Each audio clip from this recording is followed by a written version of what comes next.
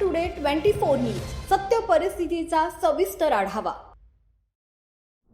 ग्रामीण भागातील आरोग्य व्यवस्थेचा महत्त्वाचा आधारस्तंभ असलेल्या आशा सेविकांच्या आरोग्याची काळजी घेत त्यांच्या सर्वांगीण आरोग्यासाठी एक स्तुत्य उपक्रम राबवण्यात आला।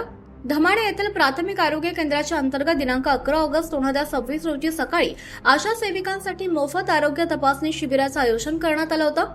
व्हॉइस ऑफ मीडिया पत्रकार संघ, शिंदखेडा तालुका आणि महात्मा ज्योतिबा फुले फाउंडेशन मालपूर यांच्या आयोजनाखाली तसंच सुविधा मल्टीस्पेशालिटी हॉस्पिटल दोंडाईचा यांच्या संयुक्त विद्यमाने हे शिबिर उत्साहात पार पडलं।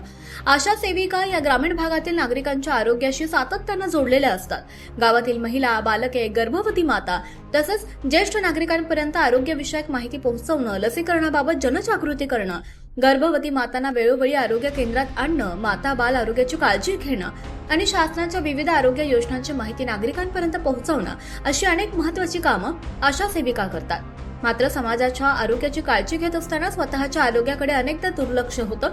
ही बाब लक्षात घेऊन आशा सेविकांची मोफत आरोग्य तपासणी व्हावी आणि त्यांना तज्ञ डॉक्टरांकडून आरोग्यविषयक मार्गदर्शन मिळावं या उद्देशाने या विशेष शिबिराचं आयोजन करण्यात आलं। महाराष्ट्र टुडे मराठीसाठी ब्युरो रिपोर्ट मुरलीधर माळी, शिंदखेडा, धुळे।